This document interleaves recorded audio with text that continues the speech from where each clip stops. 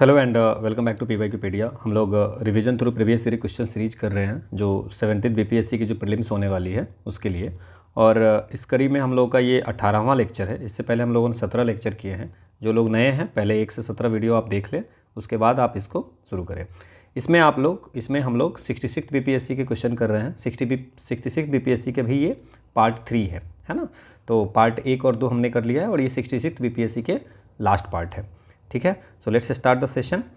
पहला हमारा जो क्वेश्चन है कि the vitamin which is effective in blood clotting, कौन सा वाइटमिन है जो ब्लड क्लॉटिंग में, रक्त के थक्के बनाने में मदद करता है। तो ये है आपको वाइटमिन के। वाइटमिन के जो होता है ये आपको जैसे मान लीजिए घाव हो गया तो वाउंड्स को हील करने के लिए इसकी ज़रूरत होती है, because it help in blood clotting. ठीक है ना, खून के थक्के बनाने में। तो ये आंसर हो गया विटामिन के। अगला हमारा क्वेश्चन है कि फीमेल सेक्स हार्मोन इसमें से कौन सा है। तो आपके पास ऑप्शन है एस्ट्रोजेन, एंड्रोजेन, इंसुलिन और ऑक्सीटोसिन। ठीक है, तो एस्ट्रोजेन जो है वो आपको फीमेल सेक्स हार्मोन है। ठीक है ना, सो आंसर हमारा हो गया एस्ट्रोजेन। एक चीज़ और याद रखेंगे, ये आपको प्रोगेस्टेरोन जो है, प्रोगेस्टेरोन है ना, प्रोगेस्टेरोन जो है वो भी आपको फीमेल सेक्स हार्मोन है। तो एस्ट्रोजेन और प्रोजेस्टेरोन, तो ये दोनों जो है सो आपको है फीमेल सेक्स हार्मोन। ठीक है ना। और मेन में अगर बात करें कि मेन में जो हार्मोन सेक्स हार्मोन होती है वो उसका नाम है टेस्टोस्टेरोन। ठीक है, तो ये आपको याद रखेंगे। ऑक्सीटोसिन को हम लोग लव हार्मोन भी बोलते हैं। ठीक है ना, ये आपको कहाँ से सिक्रेट होती है, कहाँ से निकलती है, ये निकलती है आपको पिट्यूटरी ग्लैंड से। ठीक है, ये याद रखेंगे। और ये हार्मोन ड्यूरिंग सेक्स या चाइल्ड बर्थ या लैक्टेशन है ना, मिल्क के समय में एंड बच्चों को दूध पिलाने के समय में, ये सब जो है सो उस समय जो है सो ये हार्मोन रिलीज होती है, इसीलिए इसको हम लोग लव हार्मोन भी बोलते हैं। ठीक है, एंड्रोजेन जो है वो भी आपको मेल सेक्स हार्मोन है। ठीक है ना, तो जो मैस्कुलिन कैरेक्टरिस्टिक होती है रिप्रोडक्टिव टिश्यूज में वो आपको ये जनरेट करती है एंड्रोजेन। तो this is a male sex hormone. Clear. अगला हमारा क्वेश्चन है कि पार्किंसन बीमारी के उपचार के विकास के लिए नोबेल प्राइज़ किसको मिला था। तो पार्किंसन जो डिजीज होती है वो पार्किंसन डिजीज न्यूरो वाली डिजीज होती है ना। सो इसमें क्या है कि इनको जो मिला था अरविंद कार्लसन को 2000 ईस्वी में आपको पार्किंसन डिजीज के उपचार खोजने के लिए नोबेल प्राइज़ मिला था। पार्किंसन एक न्यूरो की डिजीज होती है ना, तो इसके लिए आपको ये मिला था, है ना। इसमें धीरे धीरे क्या होती है कि बॉडी एकदम स्लो होती जाती है और फिर वो धीरे धीरे इतनी स्लो हो जाती है कि आप कुछ भी नहीं कर पाओगे, उठ बैठ भी नहीं पाओगे। अगला है कि हमारे थायराइड ग्रंथि की खराबी किस कमी से होती है। ठीक है, तो हमने ये बात किया था कि थायराइड के फंक्शन के लिए आयोडीन की बहुत ज़रूरी है। ठीक है ना, सो आयोडीन, अगर मान लीजिए कि आयोडीन बहुत क्रूशियल है इसमें, तो इसमें थायराइड ग्लैंड जो होता है ये प्रोड्यूस करता है हार्मोन T4 T3।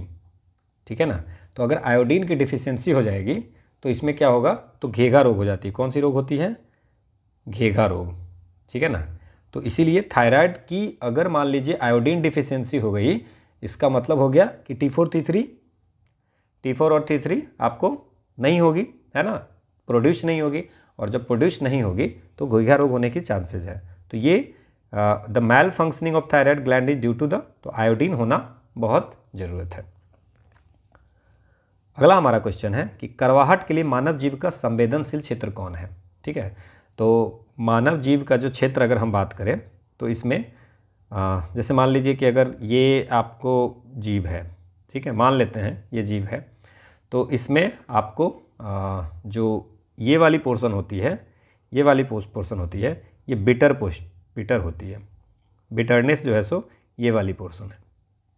ठीक है, इसका मतलब पीछे का भाग हो गया, ये बिटर होता है। लेकिन इतना ही नहीं, और भी चीज़ हम याद रखते हैं कि यहाँ से ये वाली जो पोर्शन होती है, ये पोर्शन जो होती है, ये होती है खट्टा के लिए, सौर के लिए। ठीक है, और सामने वाला जो पोर्शन होता है वो होते हैं स्वीट के लिए। ठीक है, यहाँ से आपको मीठा का आता है। ठीक है, और एक और पोर्शन है, एकदम पतली सी ये पोर्शन है, ठीक है, ये पोर्शन है, ये पोर्शन जो है ये आप होते हैं सॉल्टी के लिए, सॉल्टी, और बाकी ये जितनी भी पोर्शन है वो है उमामी के लिए, ठीक है। तो आपको समझ में आ गया कि टिप में स्वीट हो गया, मिडिल पार्ट में उमामी हो गया, है ना, और ये बिटरनेस जो है सो आपसे पूछ रहा है, तो पीछे का भाग किनारा जो होगा वो सॉल्टी हो जाएगी। समझ में आ गया, ये देख लीजिए आप। अगला हमारा क्वेश्चन है कि अदरक तना है जड़ नहीं, ginger is a stem not root, क्यों नहीं है ऐसा, ये आपसे पूछ रहा है। किंगर आपने देखा है ना, अदरक देखा होगा तो आपको समझ में आएगा कि ये क्यों स्टेम है, रूट नहीं है, ठीक है ना। बिकॉज इसमें जो होता है नोड्स एंड इंटर नोड्स होता है, क्या होता है, नोड्स एंड इंटर नोड्स, और because of the nodes and inter nodes हम लोग अदरक को जो है सो स्टेम बोलते हैं, ठीक है ना। और यहाँ ये अंडरग्राउंड में, मतलब ज़मीन के नीचे होता है, ये आपको स्टेम बन जाता है ना। तो अब आप इसमें बता देते हैं कि ginger is a stem not root क्यों नहीं है, तो हम लोग इसमें आंसर क्या याद रखेंगे, it has nodes and inter nodes. Now what is the inter nodes end nodes, see this is the node and this is the inter nodes, ठीक है ना, ये आपको गिंगर है, और दीज आर द रूट्स, और ये बाद में आपको कन्वर्ट होकर के क्या बनता है, ये स्टेम में मॉडिफाइड हो जाता है। अगला है कि सबसे स्वीटेस्ट शुगर कौन सा होता है, तो स्वीटेस्ट शुगर जो होता है, देखिए ग्लूकोज और जो फ्रुक्टोज है ना, ये तो आप नेचुरल अकरिंग शुगर है। फ्रुक्टोज जो है नेचुरली फ्रूट्स वगैरह में होते हैं, है ना, फ्रूट्स में, फ्रूट जूस में इसमें होते हैं। और सुक्रोज जो होता है, जो टेबल शुगर होता है, टेबल शुगर जो हम लोग खाते हैं, वो आपको सुक्रोज होती है उसमें, है ना। और तो पूछ रहा है कि स्वीटेस्ट शुगर अमॉन्ग कौन सा है, स्वीटेस्ट शुगर कौन सा है इसमें, सो आपके पास जो ऑप्शन है उसमें आपको स्वीटेस्ट शुगर कौन है, तो इट्स अ फ्रुक्टोज, सबसे मीठी चीनी कौन सी है, ठीक है। अगला हमारा क्वेश्चन है कि कौन सा जो है सो ट्रू फ्रूट्स नहीं है, सच्चा फल नहीं है, कौन सा इसमें से ट्रू फ्रूट नहीं है। तो what is the true fruits और फॉल्स फ्रूट क्या होता है, जैसे मान लीजिए कि ट्रू फ्रूट जो होता है वो पकी हुई ओवरी से डिराइव्ड होती है, तो दैट्स ए ट्रू फ्रूट, ठीक है ना। और प्लांट के अदर पार्ट, है ना, प्लांट्स के अदर पार्ट से अगर कुछ भी आपको जो फ्रूट आती है उसको फॉल्स फ्रूट बोलती है। Now we can say that false fruit कौन कौन सा है, सेब है, सेब जो है सो ट्रू फ्रूट नहीं है, फॉल्स फ्रूट है। सेब के साथ साथ हम कह सकते हैं कैश्यू है ना, स्ट्रॉबेरी है ना, स्ट्रॉबेरी है, पाइनएप्पल है, ये सब फॉल्स फ्रूट है, because it does not contain seed, ठीक है ना। और विदाउट फर्टिलाइजेशन ये होता है, और ट्रू फ्रूट जो होते हैं वो फर्टिलाइजेशन के बाद होता है, जैसे ग्रेप्स हो गया, डेट हो गया, प्लम हो गया, लेमन हो गया, है ना, चेरी हो गया, तो ये सब जो है सो आपको ट्रू फ्रूट्स हो गया। Now you can see the differences between both. अब है फलियां, मतलब लेग्यूम्स, अत्यधिक पौष्टिक होती है क्योंकि उनमें प्रचुर होते हैं, क्या होते हैं लेग्यूम्स में, लेग्यूम्स जो होता है उसमें फाइबर होती है, प्रोटीन होते हैं, कार्बोहाइड्रेट होते हैं, विटामिन बी होती है, आयरन, कॉपर, मैग्नीशियम सब होता है। तो इसमें मेनली जो होता है दाल में आपको क्या होता है, या बीन्स वगैरह जो होती हैं, सो जितनी भी लेग्यूम्स हैं उसमें आपको वो न्यूट्रिशियस होती है बिकॉज उसमें प्रोटीन होती हैं, और भी चीज़ें होती है, फाइबर भी होती है, कार्बोहाइड्रेट भी होती है, मेन जो सबसे ज़्यादा इंपॉर्टेंट है दैट इज़ द प्रोटीन। अगला हमारा क्वेश्चन है कि लौंग जो है, clove, spice is obtain from which, plant के किस पार्ट से मिलता है। तो अगर आप इसके पिक्चर देखे होंगे तो फ्लावर बर्ड्स होते हैं, फ्लावर बर्ड्स होते हैं उससे आते हैं, फूल की कली होती है उससे आपको ऑब्टेन्ड होते हैं, ड्राई कर देते हैं उसको, तो देखिए ये प्लांट है ना, इसको सुखा करके आपको, ये फ्लावर बर्ड्स है, इसको सुखा करके लौंग मिलते हैं। ओके, अगला क्वेश्चन है कि मांसपेशियों में दर्द के उपचार में उपयोग होने वाला विकिरण कौन सा है, कि मसल एक में आपको कौन सी रेडिएशन की यूज होती है। देखिए तो इसमें आपको इंफ्रारेड थेरेपी की यूज होती है ना, जैसे मान लीजिए जो फिजियोथेरेपी में भी इंफ्रारेड रेडिएशन की ही ज़रूरत होती है ना, मसल पेन वगैरह अगर हो जाती है तो उसके लिए, तो इंफ्रारेड आप याद रखेंगे, मांसपेशियों में दर्द के उपचार के लिए इंफ्रारेड की ज़रूरत पड़ती है। अगला हमारा क्वेश्चन है the total resistance of a circuit having two parallel resistor is 1.403 kilo ohm. अगर टोटल बोल दिया 1.403 kilo ohm, if one of the resistor is 2 kilo ohm तो अदर क्या होगा, ये आपसे पूछा है। मान लीजिए कि देखिए 2 रजिस्टर्स या तो सीरीज में होगा, 2 रजिस्टर या तो सीरीज में होगा, या 2 रजिस्टर जो है सो पैरेलल में होगा। ठीक है, सो ये दिस इज द पैरेलल और this is the series. Now अगर पैरेलल में हम लोग 2 रजिस्टर्स अगर R1 R2 है और यहाँ पे भी R1 R2 है, तो अगर सीरीज में है, ये सीरीज में है एक तरफ है, तो उसकी जो R इक्विवेलेंट होगी वो दोनों को बस जोड़ देना होता है। व्हेनेवर जब पैरेलल में होता है तो ये होता है 1 R equivalent divide by 1 by R1 plus 1 by R2। So we can say that कि R equivalent is equal to R1 R2 divide by R1 plus R2। Now it is given here that R equivalent जो है सो 1.403 kilo ओम है। ठीक है, और R1 की value 2 दिए हुआ है, R2 की वैल्यू नहीं दिए हुआ है। नाउ इसको अगर हम सॉल्व करेंगे तो ये 2.806 हो जाएगा, है ना, plus 1.403 R2 is equal to 2R2। Now हम ये कर सकते हैं क्या, 2.806 इज इक्वल टू 2R2 में से 1.040, तो ये लगभग आपको 0.6 R2 आ जाएगा। So R2 is equal to 2.806 divide by लगभग 0.6 आएगा। तो अब इसमें हम लोग क्या कर सकते हैं, 0.6 को हटा के यहाँ पे 1 कर देते हैं, तो 28.06 डिवाइड बाई 6 हो जाएगा। तो ये लगभग आंसर जो आएगा आपको 4 के एवरेज आएगा, तो 4.7। 4 सत्ते 28 होता है, 6 चौका 24 और 40 बचेगा, तो 6 सत्ते 42, तो 4.70 किलो ओम होगा। तो ये अगर आपको फॉर्मूला पता होगा तो ये क्वेश्चन बन जाता। ठीक है, अगला क्वेश्चन है कि गर्म करने पर एक अर्धचालक का प्रतिरोध, अगर रेजिस्टेंस सेमीकंडक्टर का रेजिस्टेंस हीट करने पे बढ़ेगा कि घटेगा, है ना। तो अगर मान लीजिए किसी सेमीकंडक्टर को अगर हीट करते हैं तो जो उनके बीच में जो इलेक्ट्रॉन्स होते हैं, उसके जो बॉन्ड्स होते हैं वो टूट जाते हैं, है ना, और हीट से एनर्जी गेन होती है। ठीक है ना, तो हीटिंग करने पे क्या होगा, तो अगर मान लीजिए इलेक्ट्रॉन जब फ्री हो जाएगा तो इलेक्ट्रॉन के कंडक्शन में हेल्प करेगा। ठीक है ना, तो इसलिए अगर हम लोग हीट करते हैं ना तो चूंकि ब्रेक हो जाती है ना, ठीक है ना, तो इस कारण से जब हम लोग हीट करते हैं तो रेजिस्टेंस जो है सो हमारा डिक्रीज कर जाता है। रेजिस्टेंस जो पहले होता है, क्योंकि करंट जो है सो फ्लो जो है ना ज़्यादा होने लगता है।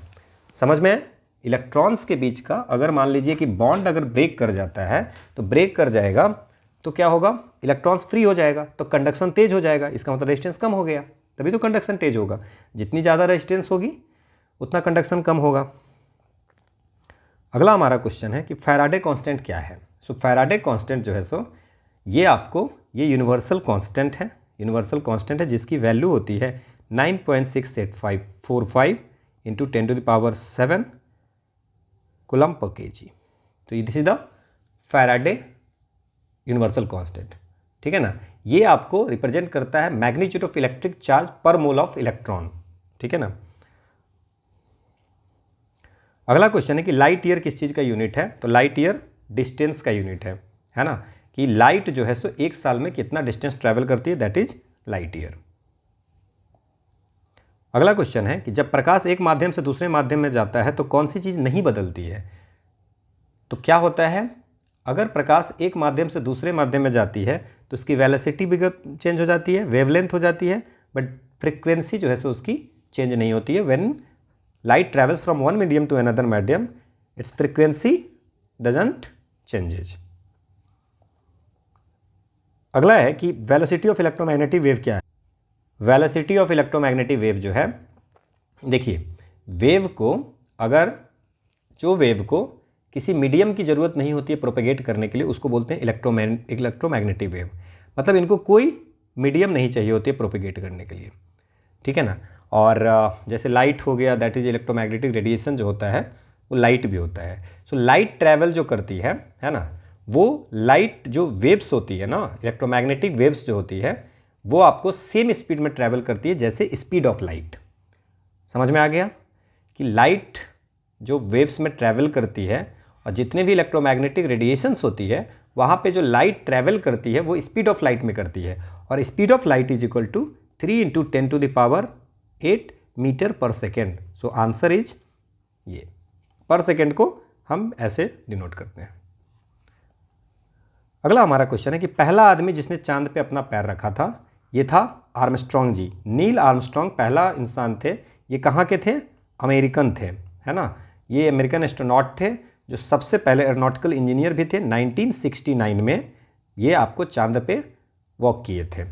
और एक आप ये याद रखिए, राकेश शर्मा जो इंडियन मिलिट्री पायलट थे, है ना, तो ये पहले थे जो स्पेस में गए थे। ठीक है, स्पेस में जाने वाले पहले कौन थे? इंडियन मिलिट्री के ऑफिसर पायलट थे, है ना। ये आपको फर्स्ट इंडियन थे जो स्पेस में गए थे। अगला है कि आपको इसमें द नंबर ऑफ न्यूट्रॉन्स पूछ रहा है, ये प्लूटोनियम न्यूक्लियाइड इसके रिएक्शन में। तो हम लोगों ने नंबर ऑफ न्यूट्रॉन बोला था कि mass number minus atomic number. तो now we can see that कि मास नंबर कितने हैं? 242 और एटॉमिक नंबर कितने हैं? 94। Now just subtract and you will get the answer.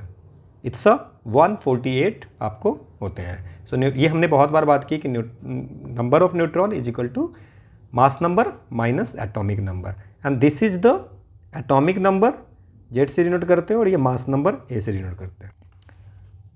ठीक है, अगला हमारा क्वेश्चन है कि हाईएस्ट विस्कोसिटी किस में होती है? तो सबसे ज़्यादा विस्कोसिटी किसी लिक्विड की वो प्रॉपर्टीज होती है जो आपको रेजिस्टेंस करती है लिक्विड में। जैसे कि अगर आप पानी को रखो फर्श पे और हनी को रखो, तो हनी की विस्कोसिटी इतनी ज़्यादा है कि बहुत धीरे धीरे फैलेगी, बहुत धीरे जाएगी, ना के बराबर, और पानी बहुत जल्दी फैल जाती है।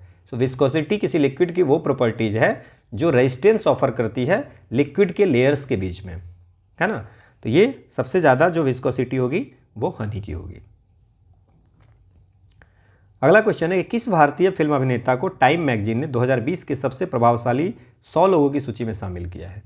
देखिए, अब हम लोग, ये तो हमारे लिए इंपॉर्टेंट है नहीं, हम लोग क्या याद रखते हैं? 2020 वाला तो इंपॉर्टेंट है नहीं, हम लोग याद रखते हैं कि टेलर स्विफ्ट जी हैं, टेलर स्विफ्ट जी हैं, उनको times 2023 person of the year बनाया गया है। और ये एक ऐसा पर्सन है जिनको 2 बार बनाया गया है, 2 बार पर्सन ऑफ द ईयर बनाया गया है। फर्स्ट वीमेन है टेलर स्विफ्ट जी, वीमेन है, जो पहली वीमेन है जिसको आपको 2 बार जो है सो बनाया गया, 2017 में भी और 2023 में भी पर्सन ऑफ द ईयर बनाया गया है। ठीक है, तो टेलर स्विफ्ट याद रखेंगे, times 2023 person of the year, और ये वीमेन है और इनको 2 बार पर्सन ऑफ द ईयर बनाया गया हुआ है। जब से ये 1927 में टाइम्स मैगजीन ये निकालती है, तब से 2 बार बनाया गया है। पहली वीमेन है जिसको 2 बार बनाया गया, 2017 और 2023 में। इसके बाद times magazine 100 most influential people 2024 का निकाला था।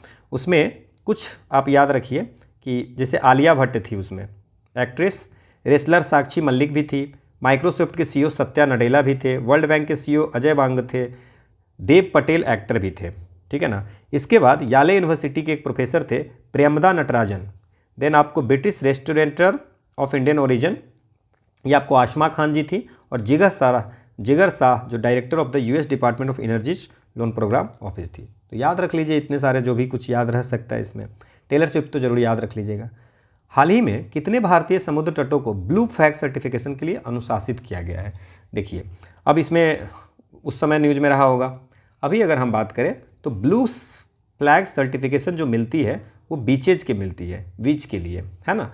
Now it's given by the एक नॉन प्रॉफिट ऑर्गेनाइजेशन है जिसका नाम है फाउंडेशन फॉर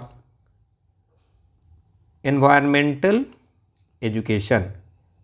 ठीक है ना, FEE, foundation for environmental education, ये देती है नॉन प्रॉफिट ऑर्गेनाइजेशन। ये आपको ब्लू फ्लैग देती है, इसको जो समुद्र तटों को देती है ना। तो इसमें अभी हाल में कितने दिए वो नहीं, बट हम ये देख सकते हैं कि ब्लू फ्लैग सर्टिफिकेशन कितने बीचेज को मिली है।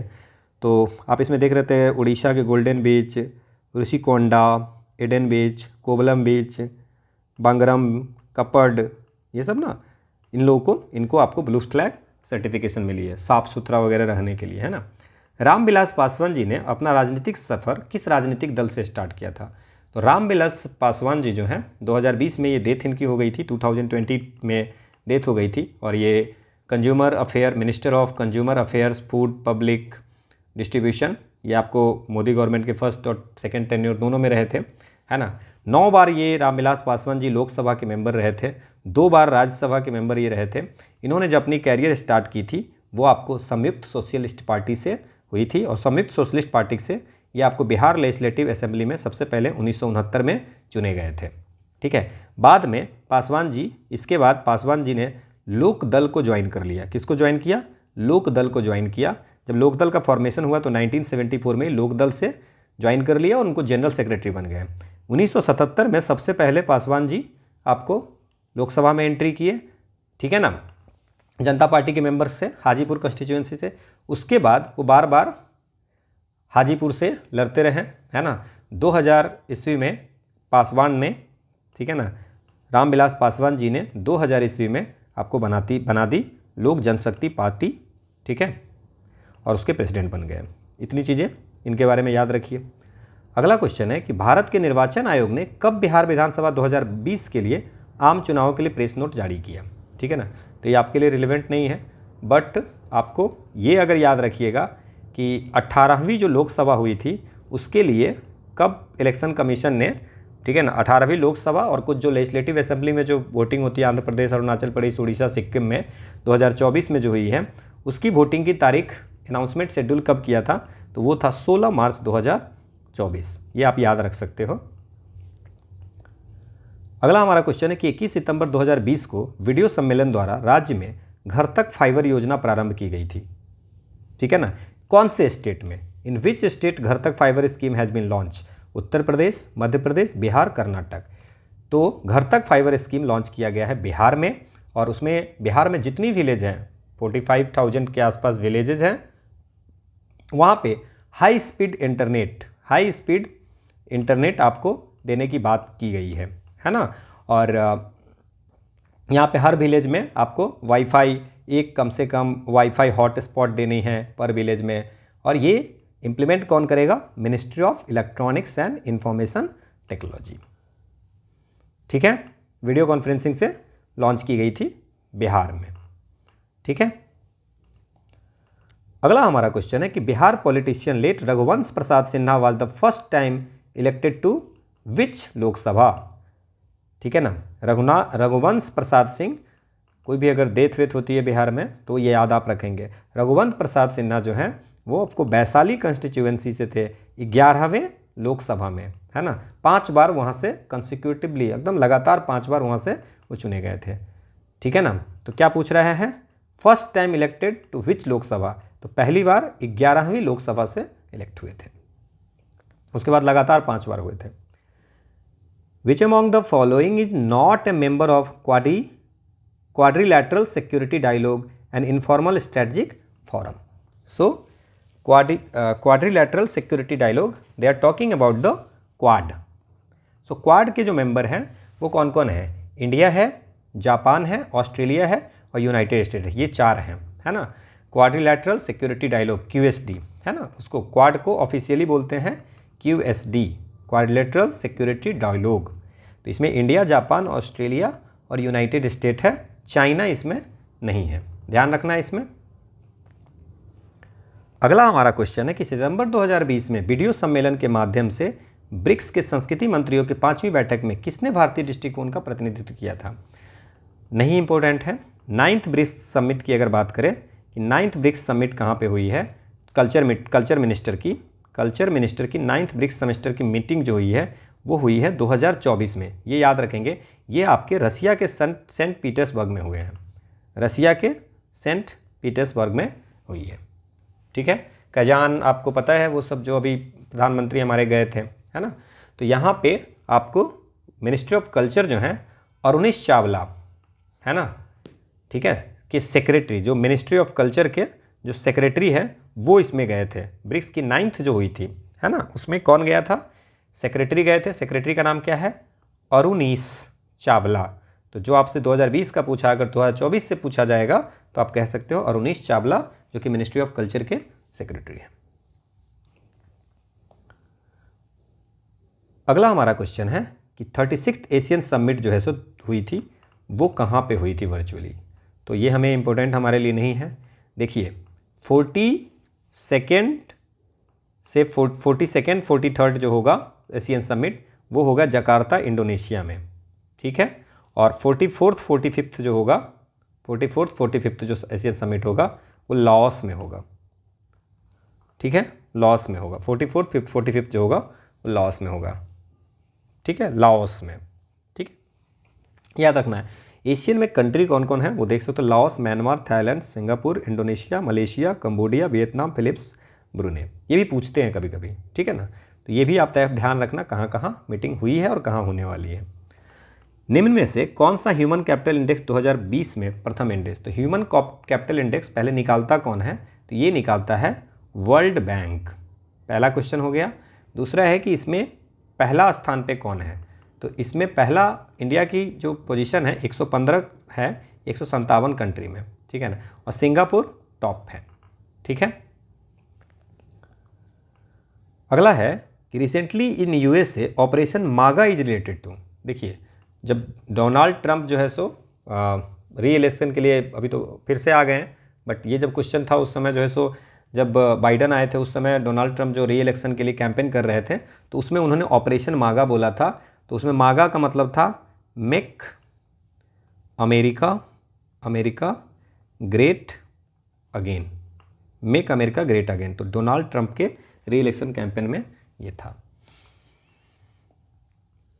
अगला है किस अरब देश ने पहला नाभिकीय ऊर्जा संयंत्र प्रारंभ किया है, कौन से, तो आपको पता होना चाहिए कि बाराकह न्यूक्लियर पावर प्लांट, ये यूएई ने पहला न्यूक्लियर पावर स्टेशन बनाया है, और फर्स्ट न्यूक्लियर पावर स्टेशन किसी अरेबियन पेनिनसुला में है, और second in the Persian Gulf region, ठीक है ना।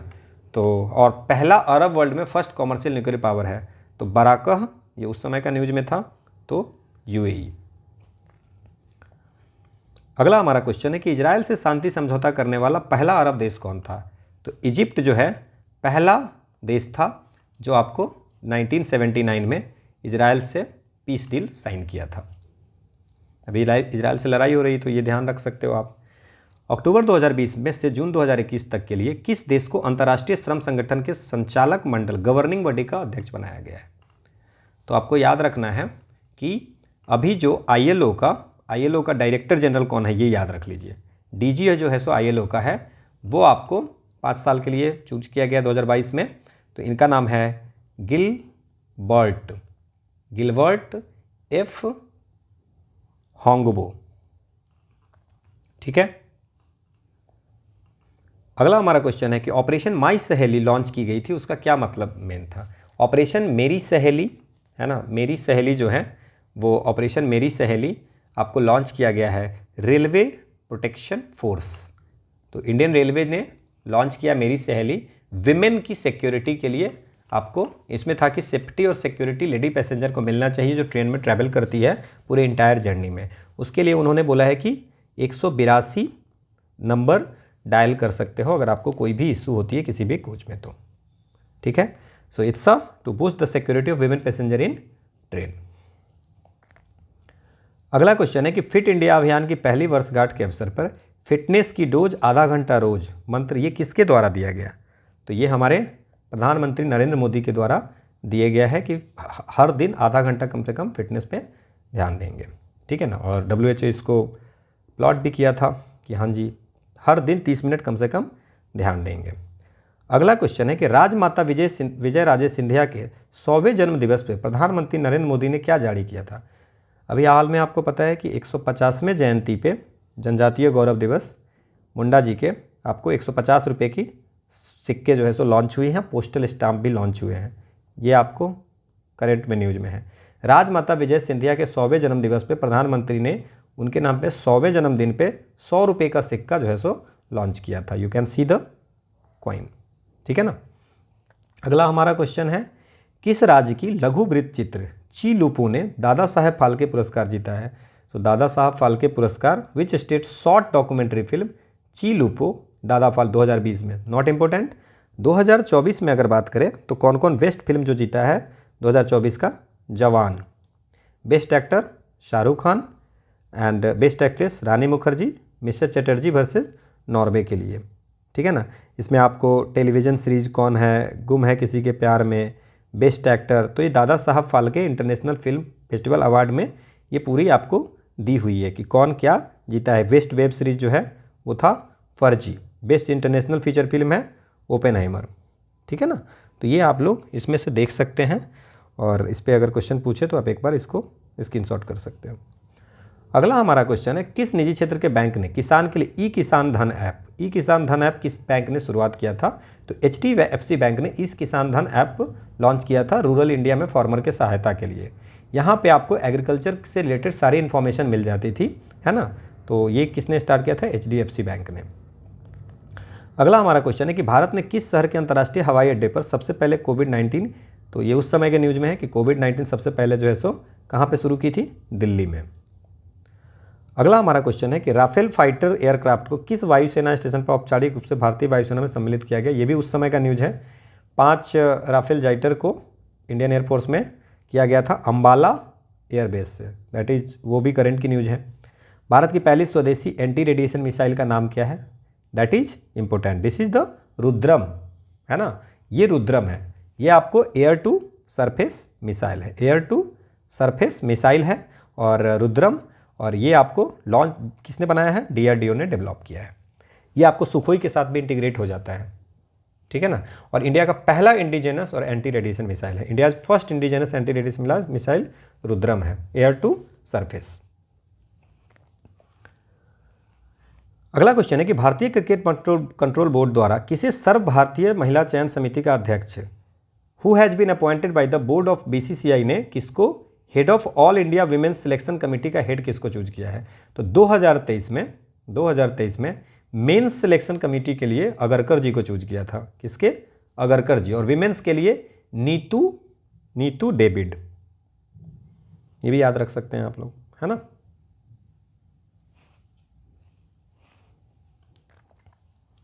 अगला हमारा क्वेश्चन है कि women single US open tennis जो टूर्नामेंट होती है विमेन सिंगल, उसके विनर कौन थी? तो अभी हम देख लेते हैं 2024 में जो US ओपन हुई थी उसमें क्वेश्चन क्या पूछ रहा है? विमेन सिंगल में। तो विमेन सिंगल में कौन जीता है? अरेना, बेलारूस की है। और मेन सिंगल में कौन जीता है? इटली के जैनिक सिनर्जी, ठीक है। तो ये हम लोग याद रख लेंगे, इतना याद रख लेंगे, इससे ज़्यादा क्या करेंगे। अगला हमारा क्वेश्चन है कि 4 अक्टूबर 2020 को आयोजित लंदन मैराथन में प्रथम रहने वाला एथलीट कौन है? ठीक है ना। तो अगर लंदन मैराथन 2024